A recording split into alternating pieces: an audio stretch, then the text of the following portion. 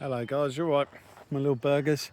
Right, well, me and Sarah are waiting for the kids, so that we've come up to a little country park that you can see. As you can hear the beautiful sounds of the birds, beautiful sunshine. Yeah, and then obviously we've got Sierra there, and just over there we got the kids. Well, we're just up in a park with some family and that, and just chilling out today.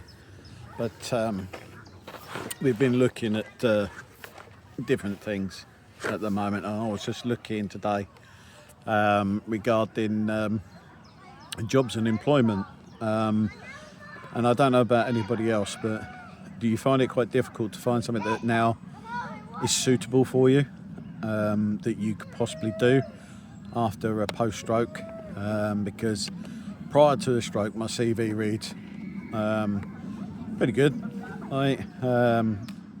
In operational stuff and building and things like this, there's all sorts to it. But now, obviously, looking at some jobs that are out there, trying to find some that fit my needs is a little bit more difficult. It's now because I can't travel.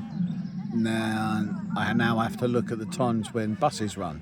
Well, unfortunately, they don't necessarily get to everywhere you need to be in the time you need to get there, and also trains and etc. It's like, so what difficulties do you suffer? I mean, I know what I've suffered is awkward because I now can't drive just because of the sight issues. So having the peripheral loss due to the stroke now stops me from driving, so it takes away the independence of being able to go further afield. I've always been someone that drives wherever that needs to go to do a job I need, but then looking at the jobs that are out there, things that I'm suitable for, I need to have a driving license, I need to do this.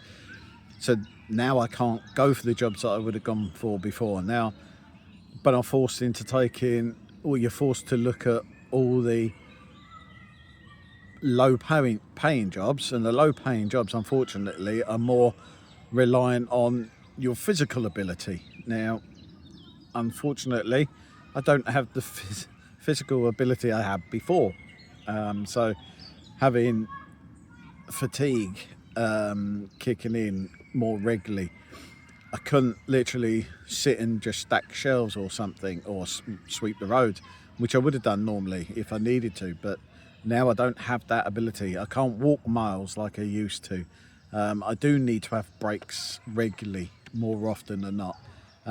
So there's nothing really suitable in the town where I live that I could do. And then I looked further afield. Yes, I can.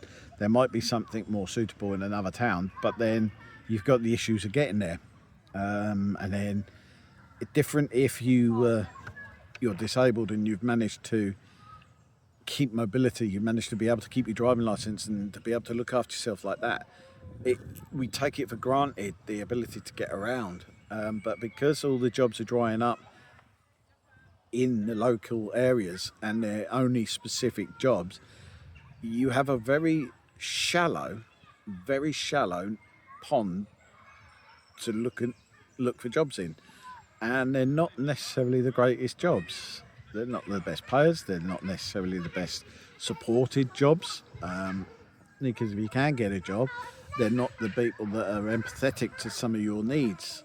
So I'm struggling with that at the moment, to try and find something that I can do, that I can get to.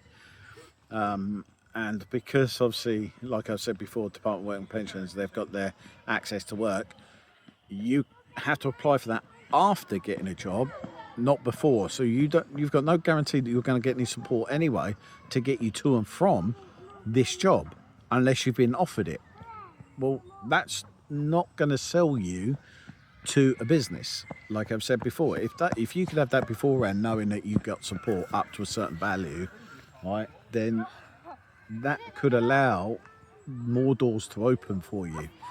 But being an employer, looking at someone who you have to go jump through hoops for just to employ them, isn't necessarily the person you are going to take on easily and quickly, they're going to be more of an issue to take them on. So do they become top of your priority list, or does someone else who can just simply slot in because they can drive, they can walk there, they can do the work you want, they can be physical, they can do all this, they don't get fatigued? Is that something you've ever experienced or faced? Is you understand? I think that's some of the harder things for us to get our heads around, to cope with. You feel like you're worthless again, right? Because of the stroke, you now know that you can't do things, but you feel worthless, so it undermines you. But you have no support network to actually help you get through the door, just to get an interview, let alone to actually get all the funding to help assist that business to keep you employed and help you, yeah, which we know would be really useful. If I knew as an employer that if I took that disabled person on, yeah, I get the support for the software they need or the chairs or anything specific to their needs, if I knew I had that support already, that funding already there, I'm already 10 steps ahead. You've now rated that person higher because now they're not a risk factor to you. But that's my thoughts, that's my opinions on this one. I don't know if anybody else thinks like that. But do you think that the Department of Work and Pensions is a bit pointless, all right, when it comes to the job seekers and that? They put you on this long-term work group and that, but they don't necessarily open any doors to allow you to go and look after yourself. The independence of, that's what we want to get back to, a bit of independence, and having the freedom to be able to go and work for people can really help and stimulate our mental health. As we know through psychology and that being part of a group, being part of a work environment actually does improve your own mental health hugely and immensely, yeah? But if you can't go or get a job, your mental health does suffer. It does get bad. So if mental health is a byproduct of an illness, I get that, yeah. But if we could at least bypass some of these issues by getting the support network in, getting the funding pre-approved, that could make all the difference between the likes of myself or others to be able to get back to work and improve their life, their health, which is invaluable when you're a stroke survivor, or you've suffered a heart attack, or you've got other issues and conditions that now cause you more anxiety when you want to work for someone, because you've got the anxious bit that you can't work for them guaranteed, you can't get what you want done, you can't get the funding to help you do the job you want to do. But anyway, that's my thought of today. Oh look, he's he's back now. All right, there you go. On your phone? And now we got Eli. All right. Why are you not in your phone? Not in my phone because I can't get in it. Oh, because I wanted to change where I was sitting, because I was sat on a big chair over there, like a big throne. You just farted.